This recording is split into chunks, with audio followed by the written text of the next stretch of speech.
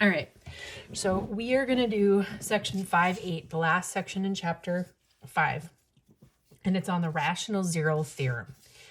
So the rational zero theorem says that any of the possible rational zeros are the factors of the constant over the factors of the leading coefficient. So throughout this chapter, I've been getting you guys to use your calculator. We use the calculator, we graph it, we look at those x-intercepts. We've used the zero function on the calculator. We've done all different kinds of things. What this is going to allow us to do is make us faster. So rather than using that zero function on the calculator, you're going to know if there's a zero between 0 and 1, if it crosses the x-axis between 0 and 1, that your only possible solutions, nice solutions, your possible rational zeros, are these numbers. Okay, so we are going to do some of the evens again. This will be an assignment, so you can go through and do this and turn it in next week. So I am on page 369. We're going to do 2 through 8 even, and then 28 to 38 even. The rest of this section is just a culmination of all the other sections. We are going to be finding all the zeros, finding all the solutions, okay? So on number 2, it says, list all of the possible rational zeros of each function, okay?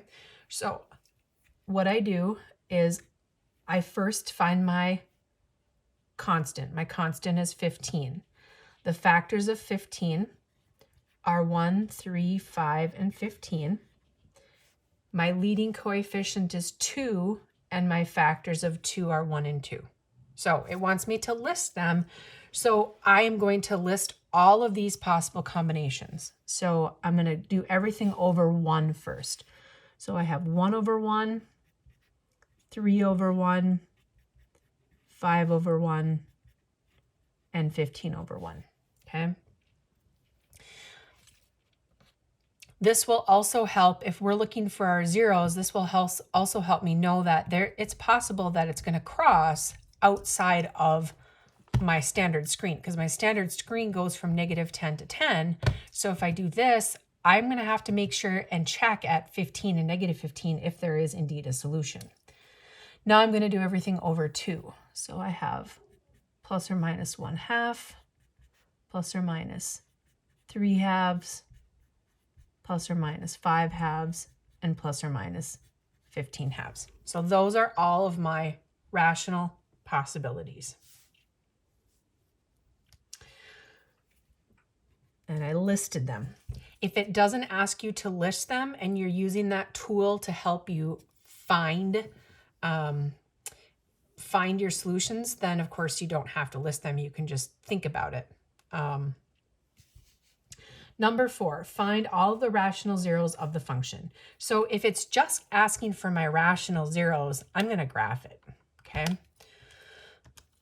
So number 4 is x to the third minus 6x squared minus 13x plus 42. So I graph it. And this problem is in fact no different from what we were doing in the previous sections. So I'm just going to confirm that -3 is a 0, that 2 is a 0, 3, 4, 5, 6, and 7 is a 0. And so again, simple, quick, easy, graph it on the calculator. Those are my rational zeros. I'm done with number 4. And in fact, I did find all of my zeros because there's only 3. Number 6. Number 6 now says find all of the zeros, okay? So again, to start with, I'm going to graph it on my calculator.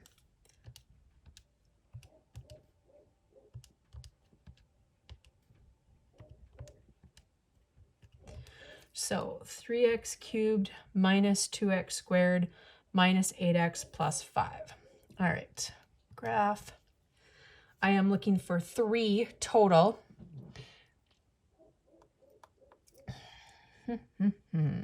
So this is the situation. So here's my equation. My equation is 3x cubed minus 2x squared minus 8x plus 5. Those are the zeros that I'm looking for. So I look on my calculator and number 6 is not nearly as nice as number 4. I have something here, here, and here. So I have 3 and they're all real, but none of them look like they're really nice. That one looks like it's 2, but I know that my solutions have to be factors of 5 over factors of 3 in order to be a nice answer. So I have plus or minus 1 and 5 over 1 and 3. So I could have 1 and 5, and we can see that those are not possibilities. Doesn't cross at 1, doesn't cross at 5, or -1 or -5. So then my other options are 1/3 and 5/3. Okay. Well, I don't think that one is 1/3, but I'm going to check. So I'm going to go second calc value and check 1/3, and that is not a 0. Then I'm going to check 5/3. 5/3 is our one nice rational 0. So that means that I need to do synthetic division in order to find my other 2, because I'm looking for all of them. Okay. So now if I'm looking for my zeros and I'm not factoring, I'm not going to worry about dividing out that vertical stretch.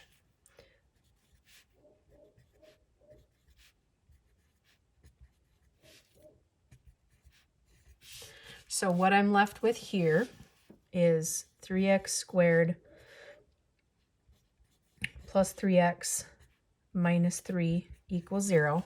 Notice there's that vertical stretch of 3 is still left in there, so I can divide everything by 3 to make my life easier. And then I have a quadratic. I can see that my solutions are both real because I have 3x intercepts, but they're not going to be nice, so I am going to do the quadratic formula.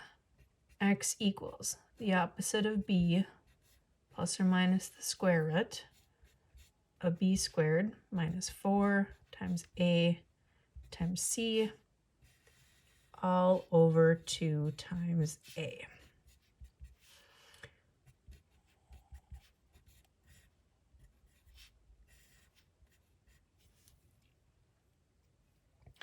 So it wanted my 3 solutions, all of my zeros. So I have 5/3, and then I have -1 plus or minus the square root of 5 over 2. So I'm just going to bring my 5/3 over here. It wanted all my zeros. There are all 3 of my zeros. All right, number 8. Again, I'm going to go right to the calculator.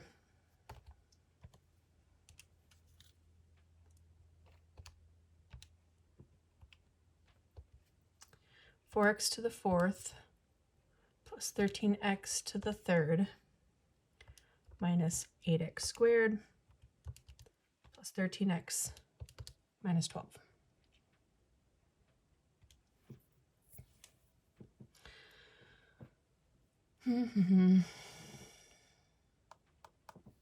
That one looks like -4, and that one looks like not 1, but something between 0 and 1. So let's check.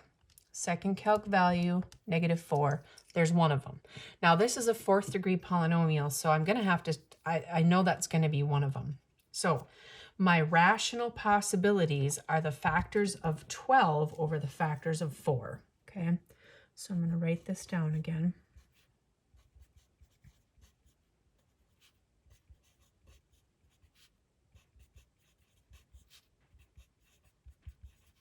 So my rational possibilities are the factors of 12 over the factors of 4.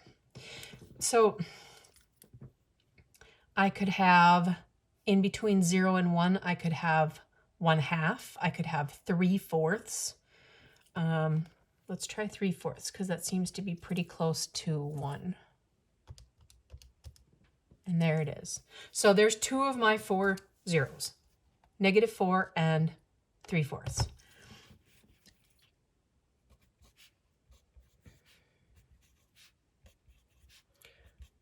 So I'm going to do -4 first. Whichever one you do first does not matter.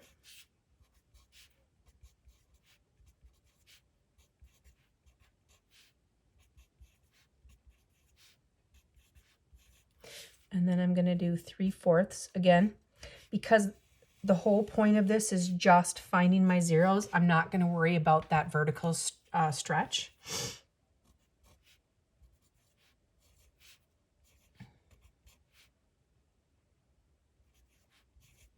So notice 4x squared plus 4 equals 0 is what I'm left with. Notice that vertical stretch of 4 is still in there. Now, because my b term is 0, I can solve by taking square roots.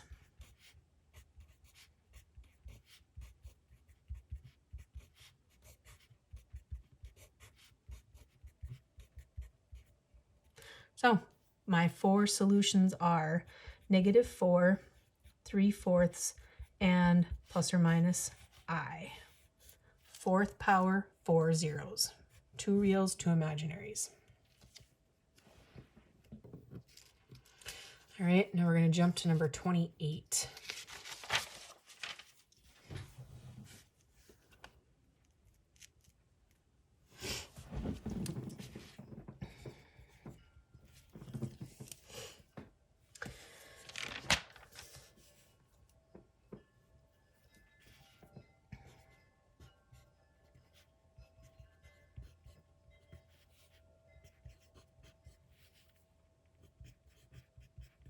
I seem to end up writing this down every time anyway, so I'll write it down.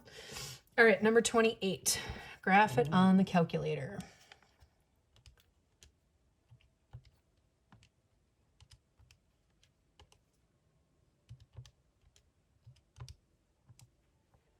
I'm looking for 3 zeros.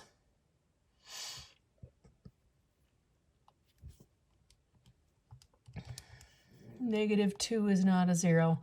My rational possibilities would be the factors of 2 over the factors of 6. So these fractions in here could be 1/2, 1/3, 1/6, 2/3. I'm going to look at 1/2 and 1/3 and 2/3. Aha. Okay. Now, can you use the 0 function on your calculator like we were doing? Absolutely. Okay. But guessing and checking sometimes is almost faster, because getting in there and getting the left bound and right bound of those, because they're so tight together, would be really tough.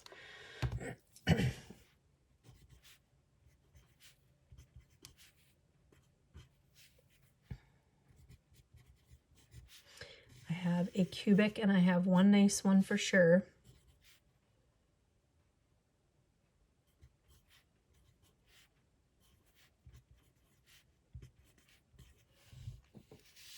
I'm left with 6x squared plus 9x minus 3 equals 0. I'm going to divide everything by 3. There's that vertical stretch that's still there.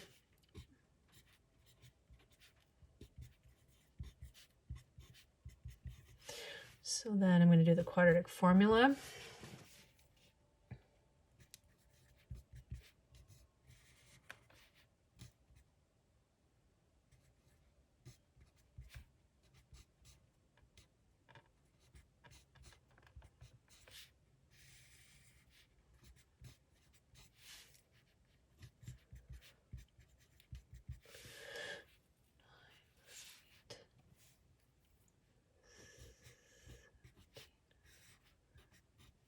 All right, so -3 plus or minus the square root of 17 over 4, and then my other one was 2/3, so I'll write it next to that one. 3rd degree polynomial, 3 solutions. You can check if it's a real number. I can check that on my calculator. So I can do -3 plus the square root of 17 divided by 4, and it'll show me that that was a 0. It'll show me that that is a solution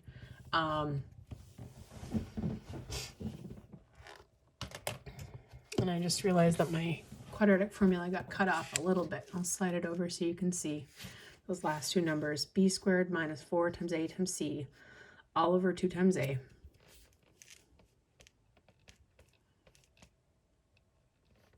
Not a perfect way to fit this in here, but all right, 30.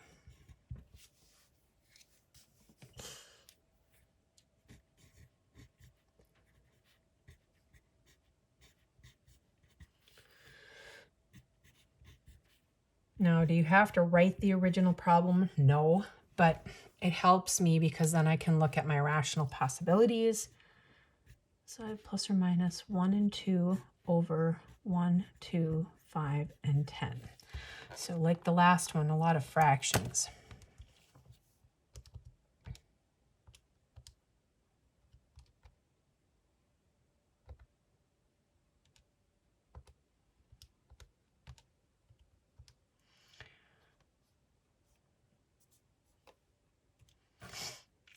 I'm looking for 3 solutions total.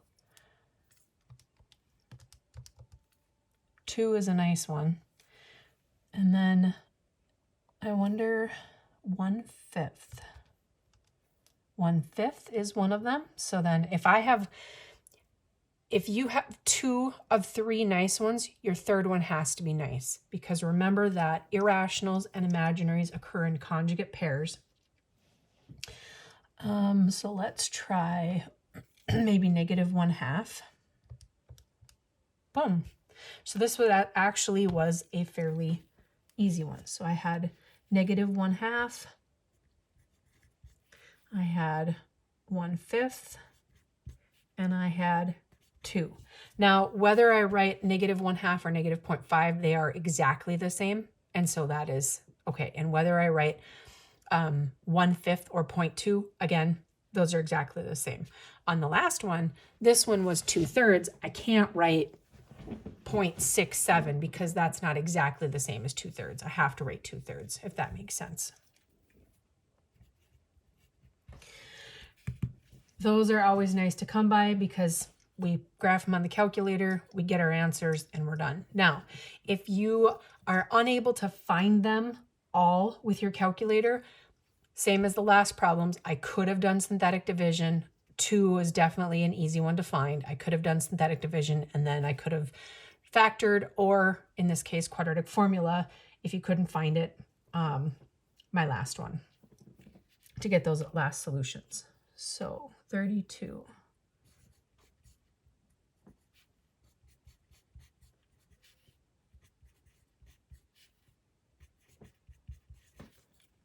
Third degree, 3 solutions.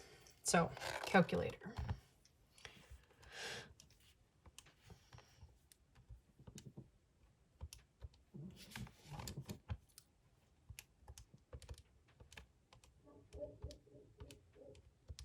All right.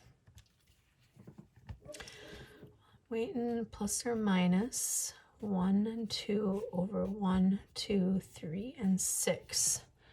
So that one looks like a negative 2. There's 1. And let's see, these two could be a negative 1/3.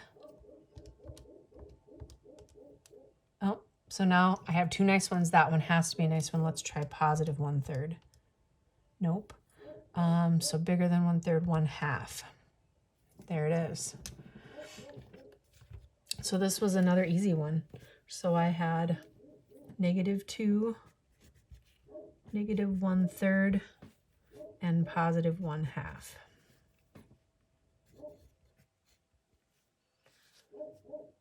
$34.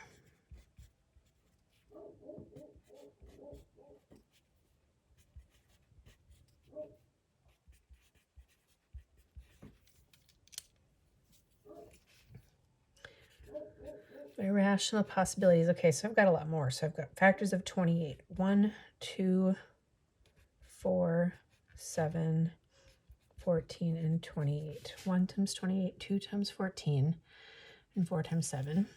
And my leading coefficient is 2. So I don't have a whole lot of fractions that I can try on this one.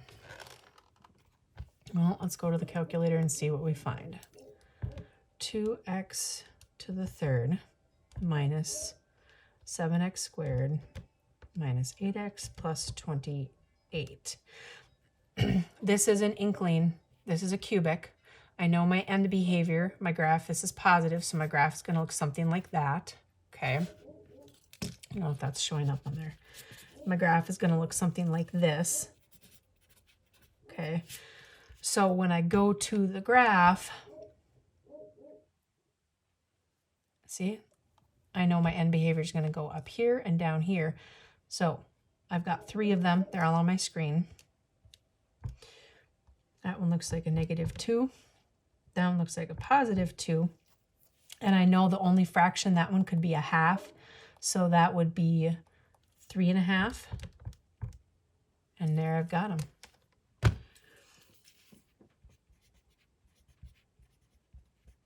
And again, whether you write 3.5 or whether I wrote 7 halves, doesn't matter. They're exactly the same. Boy, we got lucky there for 3 in a row. All right, number 36.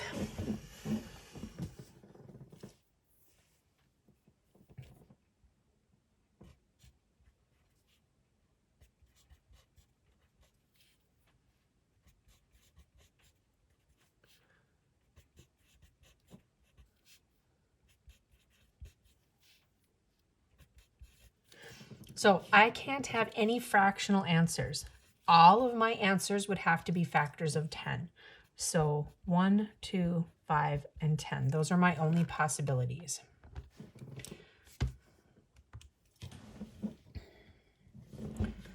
So I'm going to try and slide this up a little bit so I can get these both on here.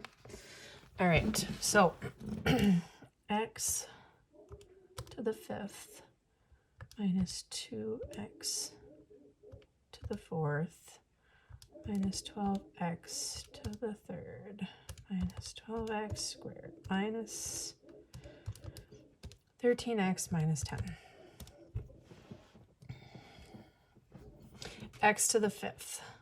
So I know end behavior is going to look something like that. Okay, so it's going to go up over here and down over here. Okay, so as long as I can find 3 of them, I can find the rest.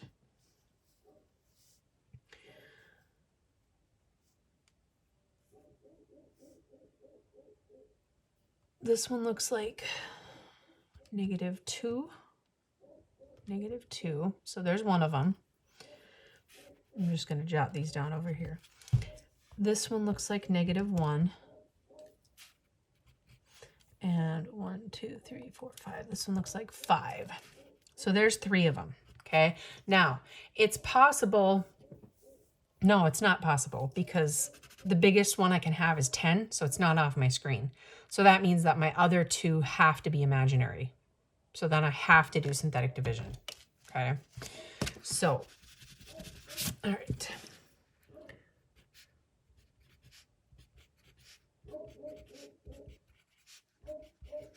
The order that I do these in does not matter.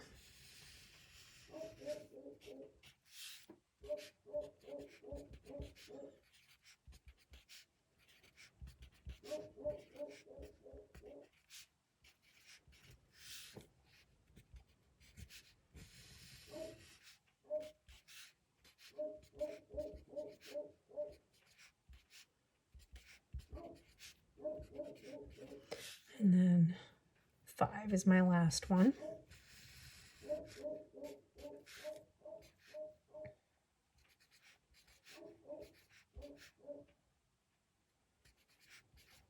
And look at that. X squared plus 1 equals 0. Subtract 1. Take the plus or minus square root of both sides. X equals plus or minus I. So 5 solutions, plus or minus I, -2, -1, and 5. So all of this is exactly the same as what we were doing in previous sections. This is the only thing that's new in section 5.8, but it's helpful. It's helpful to save you time. So we have one more left, number 38.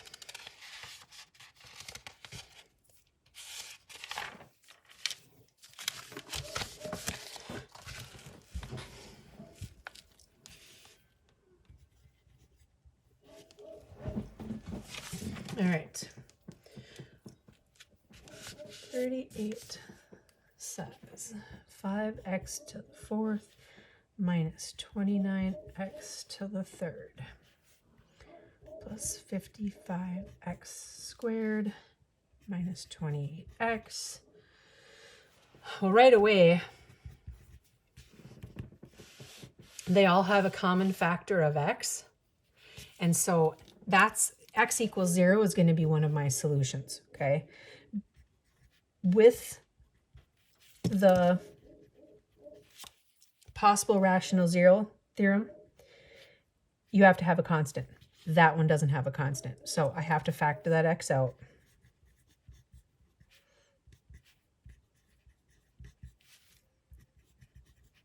Now I'm going to have 4 solutions. One of them is going to be 0. That's an easy one to find. And then the rest of them are going to be the factors of 28 over the factors of 5. So 1, 2, 4, 7, 14, and 28 over 1 and 5. Let's see if we can get lucky and find them all on the calculator.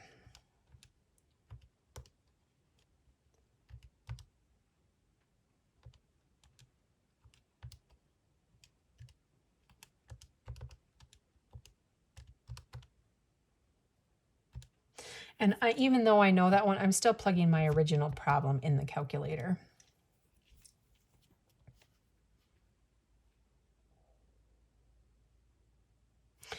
This is a 4th degree polynomial, so I could have I could have 3 turning points, but my end behaviors are both going to be going up. My end behaviors are both going to be going up. I can see it's going up here. I could potentially have some more zeros off of my screen, but I'm going to see if I can find that other one first. I know that one is 0. I know that one's 1. And then this one doesn't look like 1. It's not 1. Let's try 4/5, okay? Any of my fractions would be in fifths. If I try 4/5, that one's another one. So I'm going to take my original and I'm going to do synthetic division with 0 and 4/5. Then I'm going to take what I have left, my quadratic, and then just do the quadratic formula or see what I have left. Rather than hunting and pecking on the calculator, as long as I can get down to a quadratic, I can always find my last 2.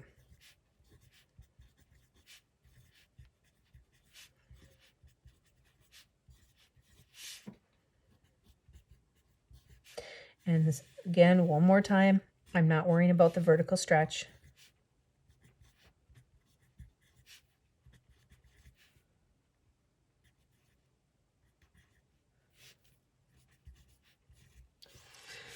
So I am left with 5x squared minus 25x plus 35 equals 0. Vertical stretch of 5. They all have a 5 in common. I'm going to divide everything by 5. That doesn't factor. So my other 2 solutions are going to be, I'm guessing they're not irrational because I didn't see them on the calculator and these look like small enough numbers. So I'm guessing they're imaginary. So let's take a look. X equals the opposite of b plus or minus b squared minus 4 times a times c all over 2 times a.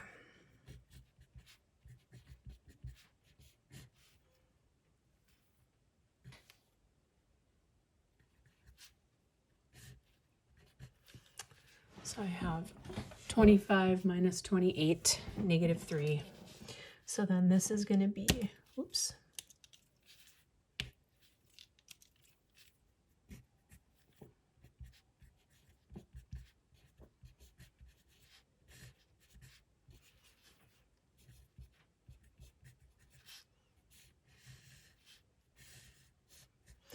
fourth degree polynomial, 4 zeros. I've got them all. All of your assignments will be on Google Classroom. And